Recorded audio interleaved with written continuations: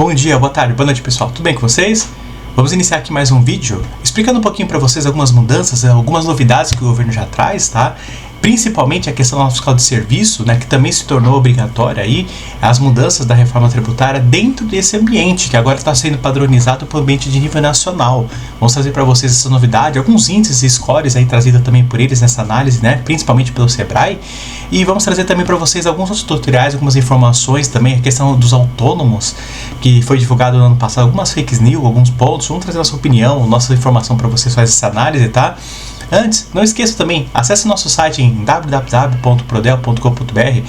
Sempre temos divulgados aqui alguns tutoriais, algumas informações para vocês aí, notícias, informações, conforme nós vamos pegando, além de fazer vídeo, nós temos divulgado essas informações nas nossas redes sociais, no nosso site também, e trazer para vocês exatamente essas informações, essas mudanças, tá bom? Aproveito para pedir aqui para vocês nosso agradecimento, muito obrigado por assistir nosso canal, se inscreva também, não deixe de nos acompanhar, vamos olhar essa e outras notícias logo após a vinheta, não percam!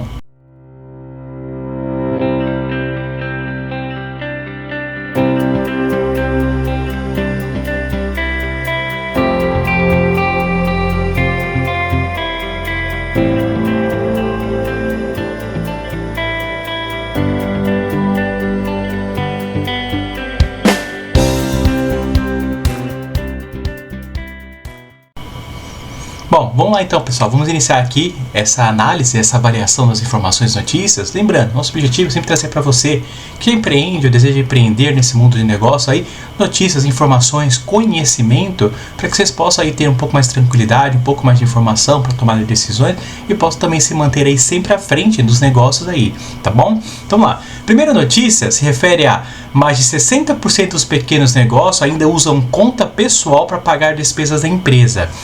Isso é uma coisa que a gente já comentamos no passado, temos alguns probleminhas a respeito disso. Eu vou falar sobre isso daqui de novo ao longo.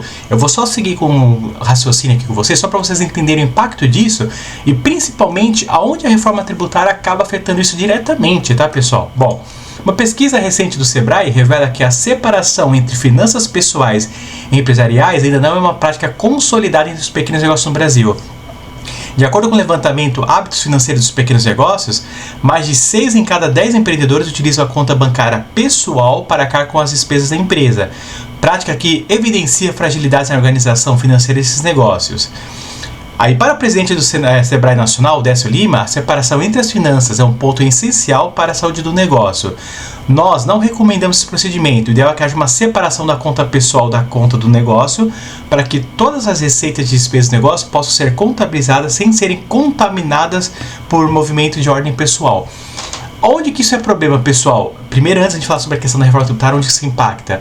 Quando você vincula, você faz pagamento entre sua pessoa física, pessoa jurídica e vice-versa, onde você pega a conta da empresa e também paga suas pessoais, você acaba, como diz aqui, contaminando. O que seria essa contaminação? Você acaba vinculando a sua conta pessoa física com a sua conta pessoa jurídica, ou seja, a sua empresa e a sua vida pessoal acabam se tornando uma coisa só. No caso da prestação de contas ao fisco, no caso de uma auditoria, ou mesmo cair numa malha fina, fica muito difícil fazer essa separação, o que pode levar, às vezes, a Receita Federal, em caso você tenha algum problema, alguma inconformidade, a fazer uma auditoria nas duas informações, seja na sua pessoa jurídica e na sua pessoa física. Tem também os impactos aqui que vão afetar essa reforma tributária, vou avisar vocês aqui no final. Bom, porte, setor e região que influencia o comportamento financeiro. Os dados do levantamento mostram que o uso de conta pessoal tende a diminuir conforme aumenta o porte da empresa, o que sugere maior nível de formalização e estrutura contábil nos negócios de médio porte. Ainda assim, a prática é significativa em todos os segmentos analisados. Entre os setores, pessoal, a construção civil e a indústria apresentam o maior índice de mistura entre finanças pessoais e empresariais, com 64%. Em seguida, aparecem os serviços, com 62%, e o comércio, com 57%. A pesquisa também evidencia diferenças regionais relevantes. O Nordeste lidera o ranking com 67%, seguindo pelo Norte. Já o Sul, menor percentual com 56%. Estados como Minas Gerais, Santa Catarina e Paraná se destacam com apresentar maior resistência a esse tipo de prática, indicando maior preocupação com a organização financeira dos negócios. Então, olha só, pessoal, vamos desmembrar aqui em duas partes. Primeiro ponto que a gente vê aqui, você vê, o pessoal da construção civil e outras indústrias acabam tendo esse maior índice de informalidade. Justamente porque aqui eles estão pegando em ponto, principalmente as pequenas e médias empresas. Como se for, conforme a empresa vai aumentando de nível, aumentando de porte, o papel de contabilidade, o papel de um sistema de gestão, o papel de um gerenciamento acaba sendo muito mais evidente, muito mais forte dentro da empresa. Como nesse caso não há, porque a empresa normalmente tem uma formalidade muito maior, tipo coisa, o papel das contabilidades são menores, ou mesmo as contabilidades também, né, não são tão aptas, tão capacitadas, acaba levando essa desgovernança corporativa. E isso vai acabar refletindo em problemas lá na frente para a empresa, caso algum dia caia numa malha filha ou comece as mudanças. A principal mudança que a gente vai falar isso, inclusive a questão dos autônomos, como eu falei no final, é a questão da movimentação financeira, como o próprio governo divulgou, né? Principalmente no ano passado, apesar do Drex aparentemente ter ido para frente com alguns probleminhas que teve, as movimentações pessoas físicas e jurídicas acima de determinado valor vão começar a ser auditadas e fiscalizadas pela Receita Federal. Este é o maior problema aí que acaba impactando nesse setor aí também. Bom, formas de controle financeiro ainda são limitadas. Olha como esse pessoal ainda tem feito os controles, ou deixam de fazê-lo, pessoal. Ó, o estudo analisou como pequenos empreendedores realizam o controle financeiro das empresas. Segundo os dados, metade dos donos de pequenos negócios ainda possui uma gestão considerada precária. 30% utilizam planilhas no computador para acompanhar receita e despesa. Outros 25% fazem controle por meio de anotações em caderno, enquanto 20% recorrem a aplicativos ou sistemas digitais. Ainda 13% que delega essa tarefa ao contador e 10% afirma que não manter qualquer tipo de controle financeiro. Um pequeno grupo de apenas 3% não soube responder ou não quis responder. Então, olha só, pessoal, nós estamos no pleno século XXI, onde a era da automação, a gente já fala sobre IA, carros aí realmente mais futuristas, sistemas híbridos, uma automação a nível nacional, como o governo está colocando com a reforma tributária, e mesmo assim você vê que apenas 25% desse pessoal ainda utilizam formas de anotação em caderno. Então você vê, 1/4 ainda das empresários do Brasil anotam de forma bem arcaica, bem realmente manual esses controles, enquanto apenas 20% recorrem a aplicativos ou sistemas digitais. Então, se a gente for pegar que nós estamos na era da tecnologia, era da informação, a gente pegar que 20% dos empresários hoje apenas utilizam sistemas digitais ou aplicativos, nem todos são RP, são sistemas próprios, alguns podem ser planilha, outros tipos de controle, mas você vê que o leque de abrangência ainda é muito pequeno. E isso vai acabar se tornando um limitador, um problema muito grande com a reforma tributária. Por quê? Aí é o ponto que a gente gostaria de realmente falar. A reforma tributária, o sistema de cashback, que é o quanto você vai devolver de crédito, né? O sistema de transferência de créditos com o IBS, CBS, que também vai ser partilhado pelas empresas, no caso, né? E também a questão do pagamento do split payment. Vocês devem ter ouvido a gente falar isso lá no passado, que é o pagamento partilhado. O que é esse pagamento partilhado? Aqui você viu que eles mostraram que boa parte desses empresários aí vão contando de forma bem arcaica as coisas e misturam a pessoa física e a pessoa jurídica para pagamento de contas. O split payment, que vai fazer o pagamento dos tributos, acontecer no momento real da emissão da nota, com um prazo aí talvez até 48 horas. Então, essa mistura da pessoa física e a pessoa jurídica vai acabar se agravando, porque o fluxo de caixa dessas pequenas e médias empresas que aderirem, né, ao sistema de tributação do IBS-CBS, nem todas são obrigadas, né? Como a gente comentou, o Simples Nacional não é obrigado, a pessoa pode optar ou não a entrar nesse regime, no caso, mas vai gerar realmente alguns problemas de fluxo de caixa. E isso vai acabar refletindo maior impacto financeiro nessas empresas que hoje já têm essa dificuldade de controle. Tá, pessoal? Bom, um outro ponto aqui, falando sobre essas diferenças regionais, olha só, o uso de aplicativos digitais é mais comum em Santa Catarina, 25% das pessoas já usam. Já Minas Gerais e Paraíba se destacam pelo maior percentual de empresários que deixam a gestão financeira sob a responsabilidade do contador, ambos com 18%. A ausência total de controle financeiro aparece com mais força no Mato Grosso, onde outros 18% entrevistados declararam não realizar nenhum acompanhamento. Então a gente vê aqui que há uma discrepância bem grande. A gente vê que nos estados do sul, como mencionado ali, 25% desses empresários aderem ao sistema de gestão, ao controle, para ter esse tipo de informação, né, de forma mais fácil, de forma mais planejada por eles, para ter uma gestão mais eficiente. Enquanto a gente vê que outros estados aí destacam pela maior parte que deixam na mão do contador. Isso também é um problema, porque assim, a contabilidade hoje não consegue ser um atuante tão grande dentro da empresa. Elas têm outros clientes, outras funções que acabam tendo uma demanda de trabalho que excede essas práticas. Um outro ponto, o contador, quando vai fazer um balancete, um demonstrativo de rendimento, coisas desse tipo, ela precisa saber cada conta do que é Então, assim, você deixar para o contador acessar sua conta bancária, seu extrato bancário, como a gente vê algumas vezes, o contador pedir para você mandar apenas o extrato de movimentação bancária, pode não refletir a realidade realmente da empresa. Por quê? Ele não vai saber para que foi destinado todo esse tipo de dinheiro. Por mais que às vezes você coloque ali aquela observaçãozinha, olha, pagamento referente a prestador de serviço, mas no que? Em qual área?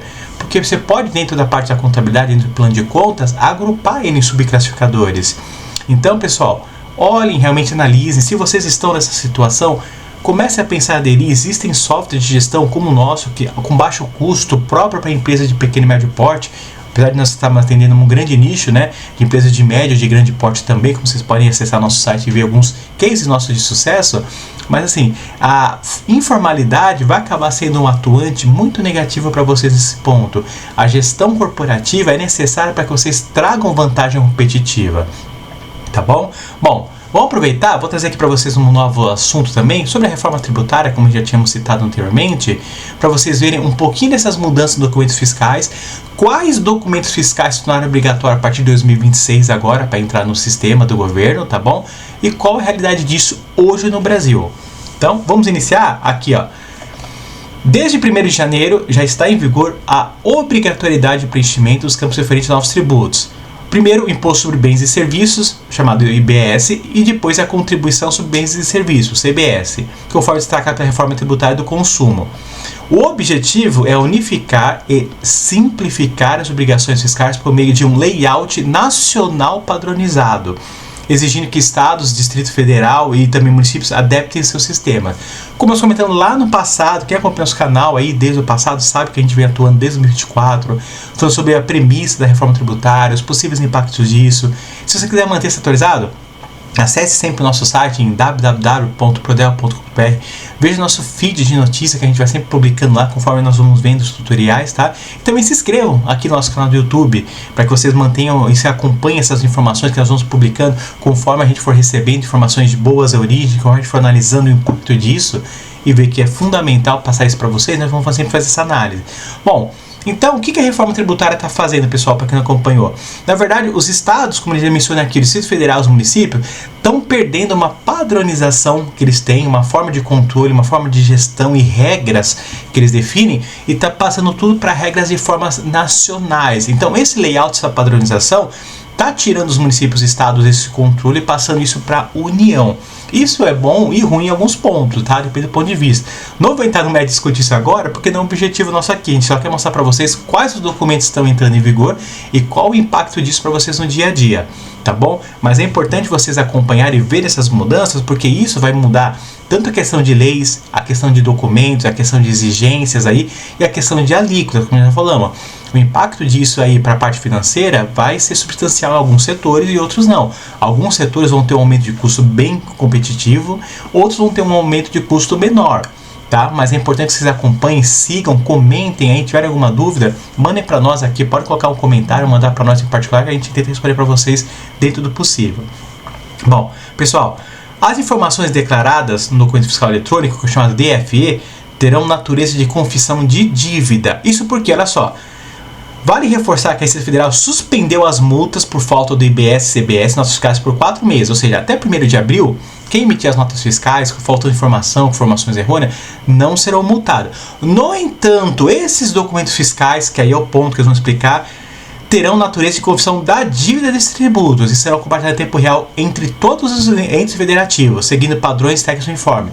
Então, assim, se você está emitindo uma nota hoje, né, com esse novo layout padrão nacional, tanto o município como o Estado e União, os três terão essas informações de dívida, tá, pessoal? Quais documentos são esses que mudaram, Edu? Quais são esses termos desse DFE, documento fiscal eletrônico, que mudaram? Então vamos lá, pessoal. Só antes de passar uma informação para vocês, a gente comentou. Dia 1º de janeiro, a obrigatoriedade dos campos para o regime regular. Quais são os regimes regulares, Edu? Lucro presumido e lucro real. Se tornaram obrigatórios a serem destacados e classificados, tá? Quais são as classificações? O CCT, como a gente comentamos anteriormente aqui também para vocês, tá? Já o pessoal do Simples Nacional e o MEI ainda não estão obrigados a partir de 2026, é facultativo, mas a gente sempre tem recomendado. Quem puder, começa agora esse ano, que tem um ano inteiro de período de ajuste, como treinamento, como forma de classificação, como forma de conhecimento, para quando começar a obrigatoriedade, já estarem bem aptos aí, tá? Para não acontecer com o pessoal aí que entrou agora em 2026, que vão ter uma dificuldade muito maior, que o tempo foi menor, a preparação foi de apenas 3 meses. Então, assim, tem um tempo maior? Vamos fazer o dever de casa, vamos fazer bonito, de forma coercitiva, para que a gente possa realmente fazer um trabalho mais adequado, tá? Bom, quais são esses documentos fiscais eletrônicos que já obrigam o destaque do IBS-CBS aqui, pessoal? Primeiro ponto, a nota fiscal eletrônica. Como todo mundo já sabe, a nota fiscal de mercadorias, que cada estado, né, tinha seu provedor na Cefaz, que agora já estão adotando o ambiente nacional. Um outro ponto, a nota fiscal do consumidor eletrônica, chamada NFCE, também mudou e também obriga esse tipo de adoção aí, tá, pessoal? Posteriormente, temos aí a nota fiscal de energia elétrica ou eletrônica nesse ponto, a declaração de conteúdo eletrônica. Prestem atenção, vocês que fazem venda, Mercado Livre, Shopee e outras plataformas aí, que quando fazem aquela DANF simplificada e precisam destacar o conteúdo, se torna obrigatório também esse destaque IBS-CBS. Tá? O conhecimento de transporte eletrônico, para as empresas que trabalham com transportes e meios rodoviários, também já se torna obrigatório esse tipo de coisa. Tá? O manifesto eletrônico de documentos fiscais, o MDFE, para quem utiliza carro próprio para transporte, ou mesmo para fazer aí, né, o termo de consentimento, o termo de conhecimento de transporte, ou mesmo termo de conhecimento de aceite dessas notas fiscais emitidas por vocês ou contra vocês, né, que é um termo ainda muito utilizado e muito ainda amplo para a gente fazer também. Tá? Nota fiscal de serviço eletrônica, é isso mesmo, as notas fiscais de prefeituras, né, que muitos de nós emitimos com prestadores de serviço, também aderiram ao ambiente nacional e também estão sendo obrigadas, essas empresas de lucro real, lucro presumido, já em 2026, a destacar o IBS e o CBS também correspondente, tá, pessoal? Olha um outro ponto importante aqui, alguns termos, algumas observações. Varejo, a nota fiscal eletrônica simplificada, olha que observação legal, pessoal. A nota fiscal eletrônica simplificada decorre do ajuste CNF 11 de 2025, que determina que nas vendas presenciais, isso não vale para internet e outras modalidades, mas presenciais, para destinatário pessoa jurídica, a emissão deve ser feita numa nota fiscal eletrônica no modelo 55, substituindo a nota fiscal do consumidor eletrônica. Então, se você estiver vendendo fisicamente para uma empresa, para alguma outra coisa, e o cara estiver indo lá retirar, tentando pegar para você ou comprando pessoalmente, você vai ter que emitir a nota fiscal já no novo modelo, que é o modelo 55, similar a uma nota fiscal de mercadorias comum, diferente da nota fiscal de consumidor eletrônica, né? Cupomzinho, você já está acostumado, habituado para aí, tá, pessoal? Essa mudança impacta diretamente o varejo, pois a NFE completa é inadequada para o ponto de venda, chamado PDV, por ser pesada e lenta e não oferecer contingência offline. Por isso está sendo desenvolvida uma versão simplificada, com menos campos obrigatórios, possibilidade de contingência offline e dança simplificado. Aqui no final desse, antes de a gente entrar no próximo artigo, eu vou mostrar para vocês um modelo que a gente faz dentro do nosso sistema da Prodel, dessa nota fiscal modelo 55, só para vocês verem como que é. E aí substituindo esse modelo 65 também, ok?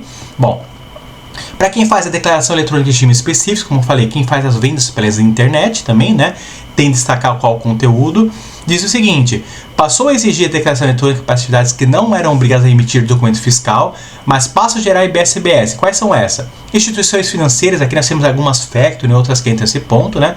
Operadoras de jogos de apostas, também, né, como bets, outras coisas que a gente já conhece aí, que o pessoal gosta de jogar muito, como jogos de tigrinho, passam a ter essa obrigação também. E destaca aqui o setor imobiliário. Então, hoje você está acostumado a comprar, vender imóvel, fazer qualquer tratamento dentro dessa parte, vai ser obrigado a fazer essa declaração eletrônica de regime específico, já prevista e contemplada pela nota fiscal eletrônica na reforma tributária. Tá, pessoal? Bom, o outro ponto, como eu já falei para vocês aqui no vídeo anterior, inclusive a gente falou, o que mudou bastante, que boa parte das contabilidades não estão bem habituada, que eles falam conosco, falando para a gente: olha, Edu, o meu cliente aqui é bem tranquilo, põe para ele só a alíquota 0.9, 0.1, está resolvido. Não, não está resolvido. Pessoal, um monte de classificador, um monte de outras informações foram incluídas junto com essas alíquotas. Da mesma forma, quando a gente começamos a trabalhar na fiscal eletrônica, que entrou a CST do IPI, CST do ICMS, do PIS e do COFINS e outras informações, nessa operação isenta, não imune, não tributada, tributada pelo Simples Nacional, da crédito a crédito, esses classificadores também foram novos criados para a reforma tributária. Então, você que é nosso contador, amigo, parceiro, ou mesmo que não conhece, prestem atenção realmente nessas informações. Quando a empresa entrar em contato com vocês para pedir uma classificação, vocês têm que passar para ele certinho, CFAP, qual que é CST, qual que é a classe de tributo chamado CCT, incide ou não incide a operação nesse caso, tá? Quais são as contas contábeis para o débito e crédito? Ou seja, há mais integrantes aí que vocês precisam estar informando, apenas o simples. Aí muitos deles falam, isso é problema de sistema. Não, não é. O sistema ele vai refletir a informação que você está passando. Lembre-se vocês, contadores, que vocês respondem por até metade do valor de multas e autuações que a empresa contratante estiver levando. Então, cuidado, não custa nada de dar um pouco de mais de atenção, carinho para esse cliente, tá bom? Bom, então a reforma tributária prevê diferentes formas de tributação, como a alíquota reduzida, crédito presumido, suspensão e isenção, com necessidade de identificar corretamente cada situação no documento fiscal, que é justamente o que o CCT já faz hoje no ICMS, o CCT vai passar a fazer a nível nacional, tá pessoal? O Código de Situação Tributária, o CCT, continua sendo utilizado para indicar o enquadramento tributário das mercadorias, agora com abrangência ampliada para incluir também os serviços de comunicação municipal. O CST, que hoje compete principalmente ao ICMS, até o final da transição ele vai continuar, enquanto o ICMS continuar. Ele só vai ser descontinuado quando deixarmos de usar o ICMS, que isso vai acontecer apenas em 2033. Então é importante o contador olhar que ele vai ter que informar para vocês tanto a CST como o CCT nesse ponto aí até o final, tá pessoal? Bom, outro ponto importante que a gente também colocamos dentro do sistema, foi criado aí um portal da conformidade fácil. O que na verdade é esse portal? É uma ferramenta de validação que as empresas estão usando para pegar um XML, que é uma nota fiscal emitida por um cliente, ou por eles mesmos, por um fornecedor, e jogar lá para fazer uma verificação se os campos, as orientações estão corretas, ou seja, estão em conformidade. Isso, inclusive, nós colocamos dentro do nosso sistema essa facilidade de consulta para que você, cliente, também tenha esse acesso à acessibilidade, tá bom? Um outro ponto importante, você amigo, parceiro de contabilidade, é a questão dos documentos fiscais. Muitos parceiros aí têm perguntado para a gente, Edu, o sistema da Prodeste já vai emitir os novos campos dentro do EFD, do ECD, enfim, o que são isso? É o SPED fiscal, tá? Que são as notas fiscais de entrada, as notas fiscais de saída, dentro da informação que a gente passa para o fisco, tá? Para fazer a conciliação e a agitada, eles fazendo a auditoria. Então, pessoal, como a própria Receita Federal informou, ó, o IBS, CBS, o imposto seletivo, que não está bem definido ainda, deve ser informado apenas no valor total do documento fiscal, tá? Exceto em 2026, quando não estarão integrando esse valor. Por quê? Como a gente comentou, em 2026 vocês ainda não vão estar pagando imposto. Esse imposto ainda não será cobrado. Nós estamos numa fase de teste, que é uma fase de ajustes e acertos por parte do governo e do fisco, para que eles possam realmente começar 2027 já acertado. Esses tributos não devem compor o valor da operação nos registros analíticos. A orientação é válida para todos os modelos de documentos fiscais escriturados do EFD. Então, por enquanto, não vai haver mudança. Posteriormente, em 2027, quando entrar, aí sim, provavelmente vai haver mudanças. Deve ter pontos próprios, campos próprios, como já está informado aqui alguns campos, né? Que aí sim nós vamos fazer ajustes no sistema para poder fazer essa gestão e poder gerar esses arquivos de forma mais automatizada para vocês, contadores. Tá bom? Bom, pessoal, só para aproveitar aqui e mostrar um pouquinho para vocês, uma informação importante, olha só, mais de 5.400 municípios já aderiram à nota fiscal de serviço eletrônica padrão nacional. Isso porque muitos clientes aí, outras pessoas têm ligado para nós, Edu, eu só sou prestador de serviço, emito somente nota de serviço, eu não tenho que me adequar à reforma tributária? Tem. As prefeituras já têm aderido realmente a essas mudanças, já têm entrado no ambiente nacional. Boa parte delas tem colocado informativos desde novembro, algumas em dezembro, outras agora. Se você acessar o portal, às vezes informam isso. Se não, dê uma pesquisa, entre em contato realmente com a prefeitura, com o seu contador, veja se o seu município já está abrangente. Caso tenha, inclusive a numeração da nota fiscal muda. A nota fiscal que você tem hoje, quando segue uma numeração número 100, 200, 300, quando aderir a nota fiscal do ambiente nacional, a numeração vai ser reiniciada, porque é uma nova série. Então vai começar de novo, número 1, 2, 3 e assim sucessivamente, tá, pessoal? Bom, alguns pontos importantes para vocês. Nesta quarta-feira, dia 7, a Receita Federal atualizou os dados sobre a adesão dos entes federativos à nossa fiscal de serviço eletrônica. De acordo com o levantamento, mais de 5.465 municípios já formalizaram a participação no modelo unificado. Não quer dizer que já estejam funcionando. Eles formalizaram que vão adentrar o sistema e que tem um período de transição aí, tá, pessoal? Desse total, 1.898 já estão realmente efetivos nessa plataforma, ou seja, já aderiram ao padrão de notas fiscais nacional. Aí realmente é bom vocês olharem e fazer esse tipo de acompanhamento, tá, pessoal? É importante destacar que é uma questão de tempo, todas as prefeituras vão ter que se adequar, tá? É um período de transição, um período que a gente sabe que assim, algumas prefeituras já estão prontas, outras vão levar um pouco mais de tempo, depende muito, né, da plataforma de operação que eles vão fazer, mas que vocês aí vão ter que realmente acompanhar. E dentro dessas partes aí, pessoal, que eu gostaria de mostrar aqui para vocês é o seguinte, ó. Segundo a Receita Federal, o padrão nacional da nossa fiscal de serviço responde atualmente por cerca de 90% da arrecadação nacional de serviços. refletindo a adesão dos principais polos econômicos do país. Inclusive, um exemplo, o Rio de Janeiro. O Rio de Janeiro já adequou, já está desde o dia 1º de janeiro aí, né, atendendo já a mudança da reforma tributária. Então, hoje, toda arrecadação feita aí, através da nota fiscal de serviço, né, no ambiente nacional, já vai diretamente, né, para a União. E aí cabe a União depois fazer o destaque, né, e o repasse aí para esses municípios, aí, de acordo com as mudanças aí, tá, pessoal? Um outro ponto, pessoal, a adoção da nota fiscal de serviço eletrônica, que é o padrão nacional, tem como objetivo unificar, olha só, procedimentos, facilitar o cumprimento das obrigações acessórias e ampliar a integração das informações fiscais entre municípios, contribuintes e administração tributária. Para os profissionais da contabilidade, o avanço da padronização tenta reduzir a complexidade operacional e a diversidade de sistemas municipais, embora a implementação plena ainda dependa da ativação de plataformas sobre todos os aderentes. É importante destacar, pessoal, que essa padronização de documentos, a gente acredita que vai chegar também de uma forma de uma padronização unificada, né, por parte aí dos municípios, sobre a questão dos trabalhos. E aí chega um ponto que a gente viu aqui, até um artigo que eles colocaram, vou colocar rapidamente só para mostrar para vocês aí, só dar uma exclamação nossa, sobre a questão dos autônomos.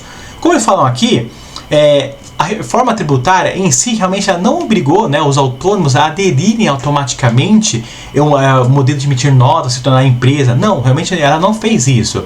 O que acontece, tu mostra aqui, olha lá, a pessoa física não torna o cidadão equiparado a uma empresa e não cria obrigação automática de inscrição em CNPJ, ou de emissão fiscal, com exigência permanecendo prerrogativa de cada município. Esse é o ponto-chave.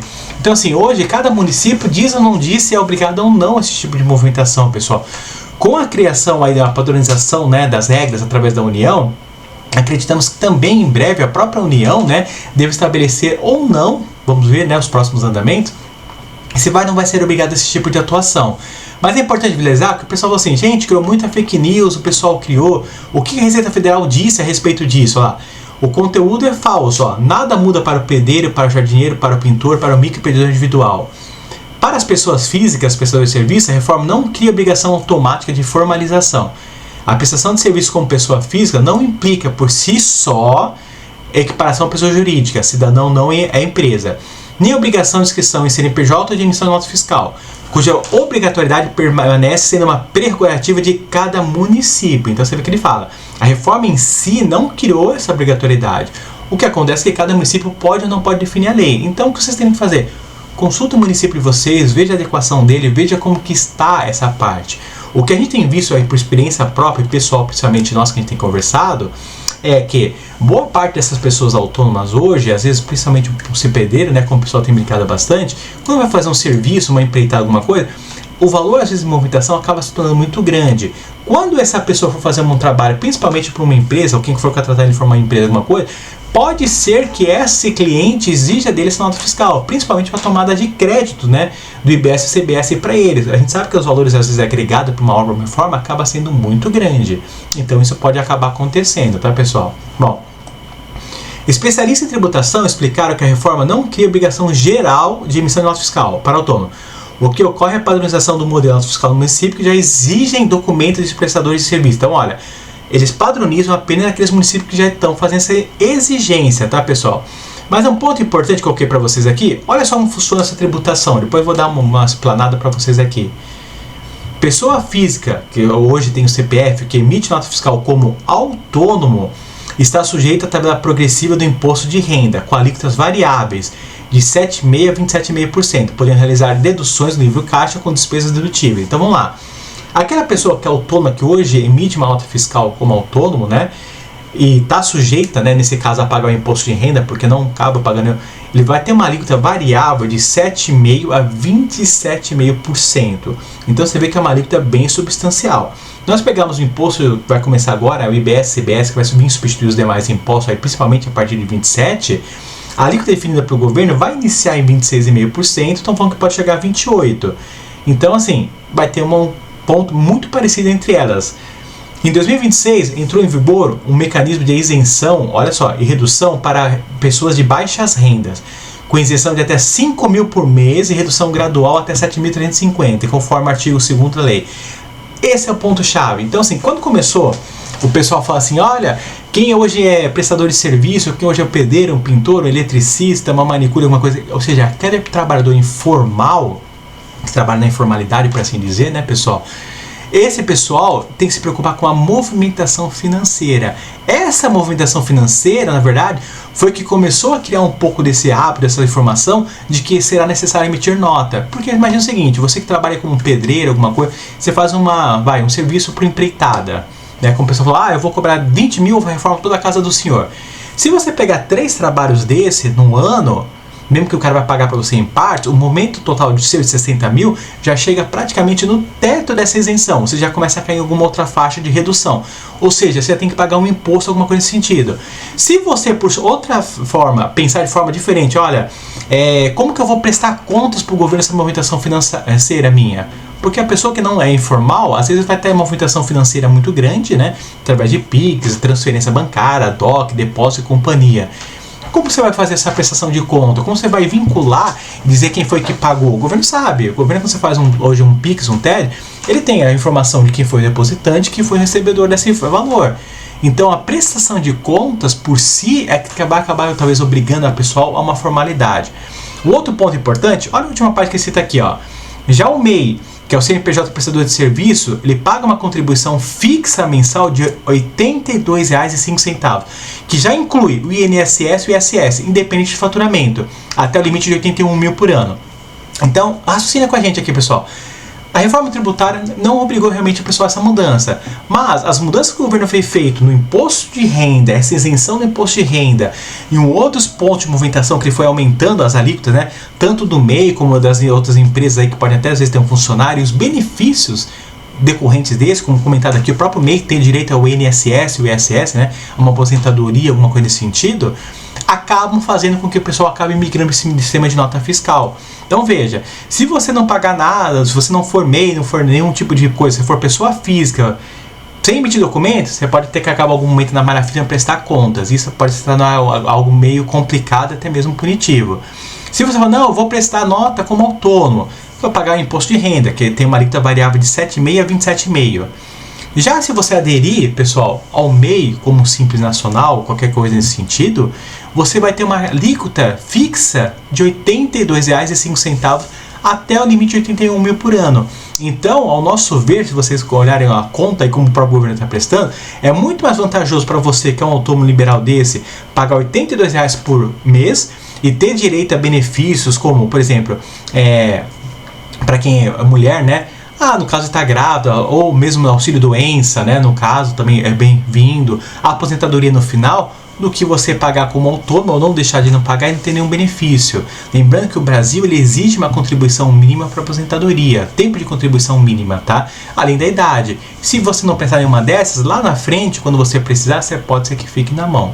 Tá bom? Então essa é a diferença que a gente viu, pessoal. Realmente começou aí uma informação talvez mal informada, né, sobre a obrigação dos autônomos em emitir de nota, coisas do gênero, a qual não está realmente alocada diretamente à reforma tributária, mas que outras informações, outras movimentações acabaram trazendo para as pessoas aí, né, informações que é melhor talvez a gente começar a aderir devido à questão da movimentação financeira e para que nós tenhamos melhor benefício e menos exposição, né, para cair numa possível malha fina, tá bom? Bom, pessoal, espero que vocês tenham gostado do vídeo. Se vocês gostaram, não esqueçam, deixem seu like aqui para nós, curtam, nos sigam nas nossas redes sociais também. Qualquer informação, acesse o nosso site, se tiver alguma notícia, alguma informação, alguma coisa que vocês queiram que a gente aborde de forma diferente, também ponham aqui que nós fazemos a questão de publicar para vocês aqui, fazer uma análise e uma explicaçãozinha para vocês, tá bom? Pessoal, muito obrigado mais uma vez, uma ótima semana para todos, um bom final de semana para todos vocês também. Fique com Deus e até a próxima. Até mais!